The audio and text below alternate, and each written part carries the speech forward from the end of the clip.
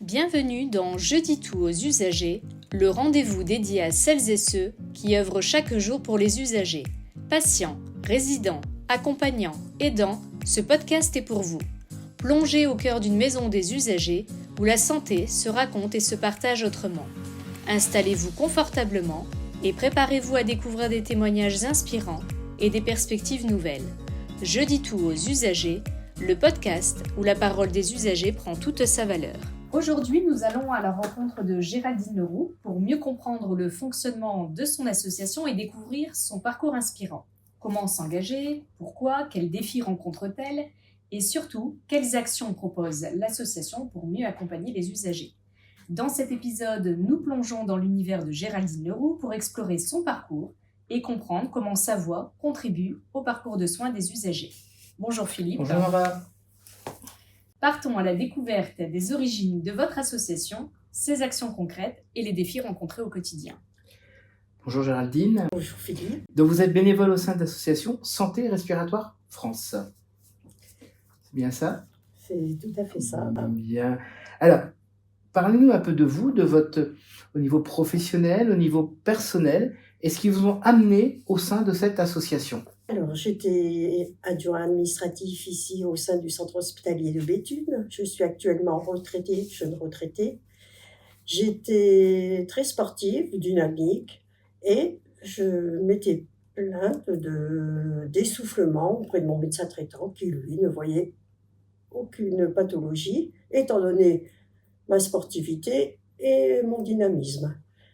J'ai pourtant été diagnostiquée BPCO, qui veut dire bronchopneumopathie chronique obstructive, avec de l'asthme et de l'emphysème en 2014.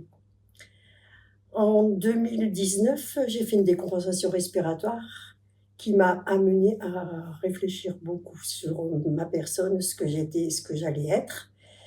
Et je me suis promise que si je me sortais de cet épisode, j'aiderais tous les gens qui ont besoin d'aide lorsque un diagnostic est posé.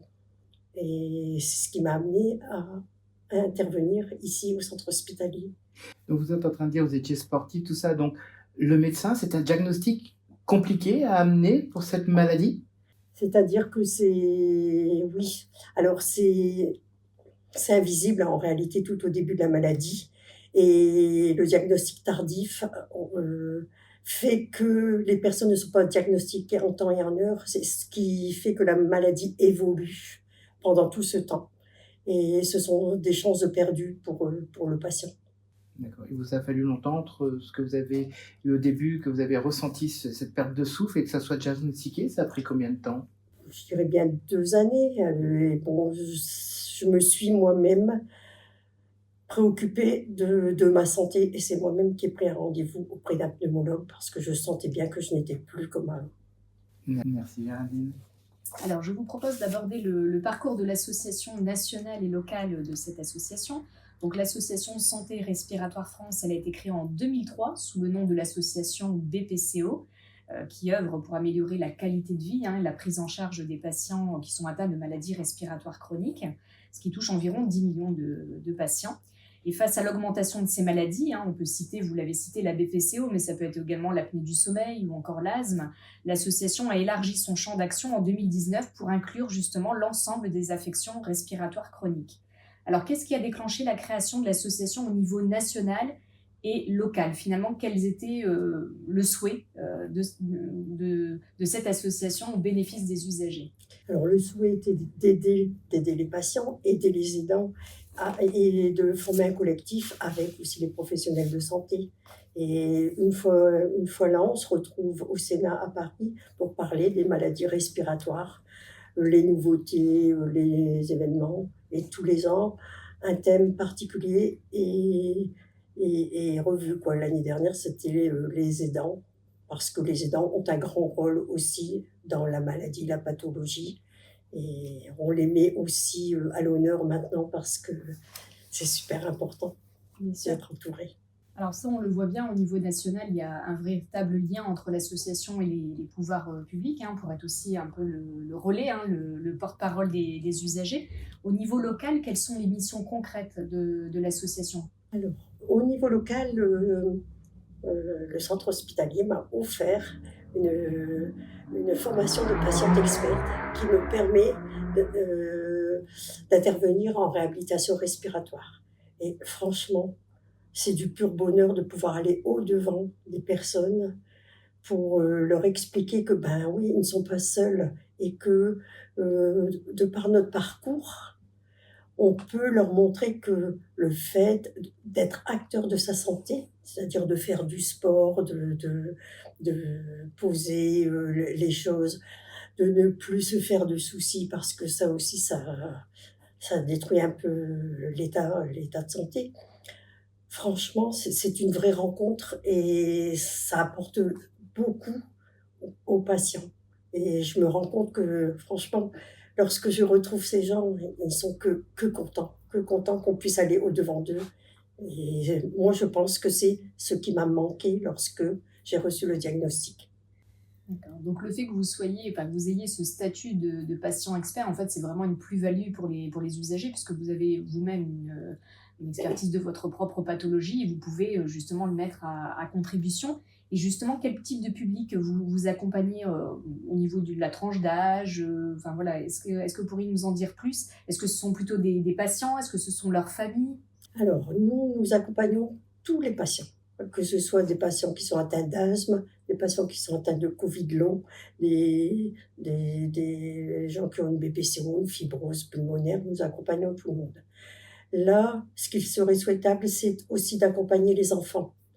Mais pour accompagner les enfants, moi, je pense qu'il nous faut une formation un peu complémentaire parce que c'est pas du tout le même public. Et nous accompagnons aussi les familles et les aidants, bien sûr, bien sûr. Merci.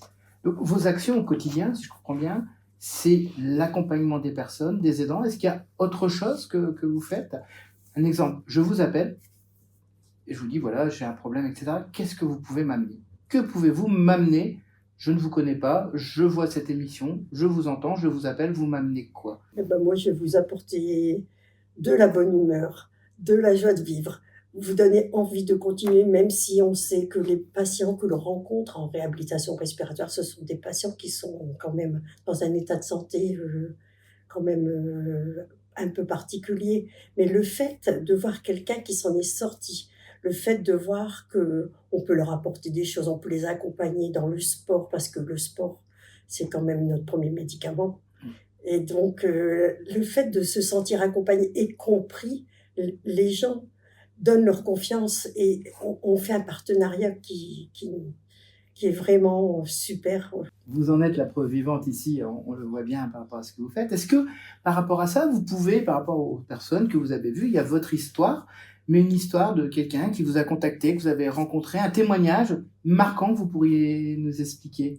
J'en ai beaucoup, mais je vais vous en donner un parce que c'est tellement beau. Alors, j'ai rencontré une dame qui était sous oxygène, qui avait beaucoup de mal à s'en sortir. Et puis, je lui ai dit, mais pourquoi vous ne venez pas avec nous au sport, avec l'UFOLEP d'ailleurs? Le centre hospitalier a signé un partenariat avec l'UFOLEP et tous les mercredis soirs, nous nous retrouvons en salle de réhabilitation.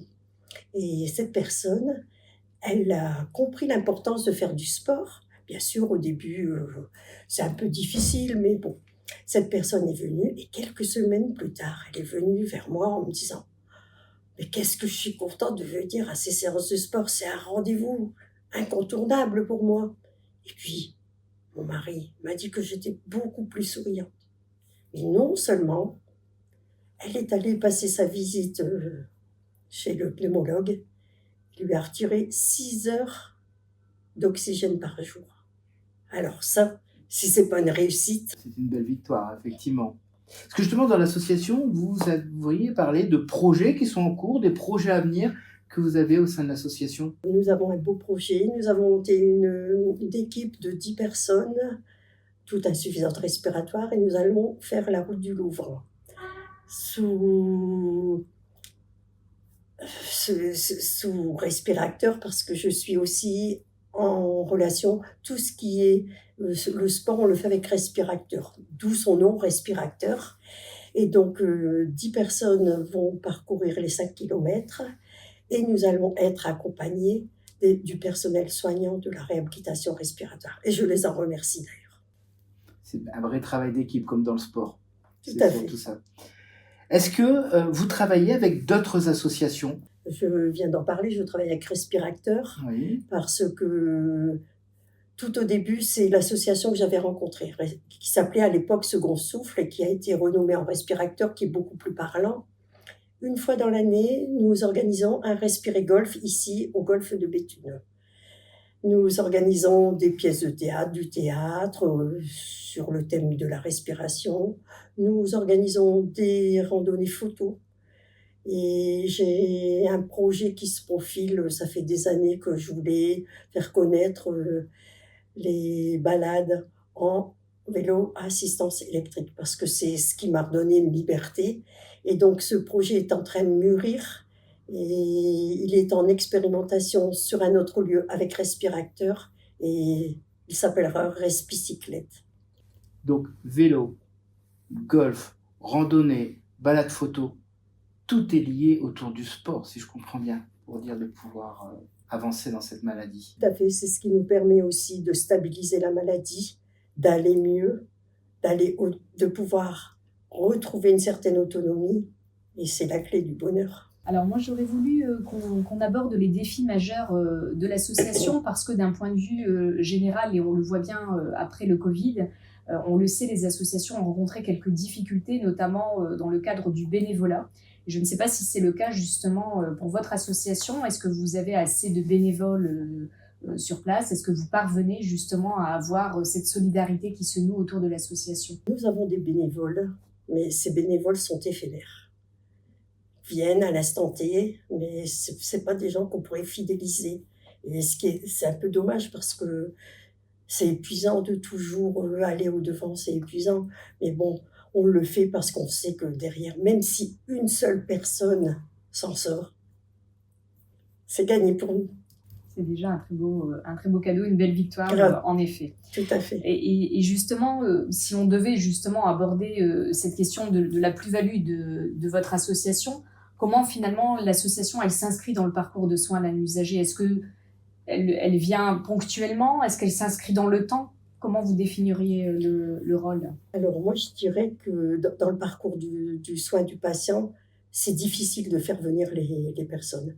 Ce qui nous aide, nous, c'est d'aller en réhabilitation, parce qu'on voit bien ici sur les permanences, on a moins de monde. Mais lorsque j'ai rencontré les gens en réhabilitation, les gens viennent volontiers.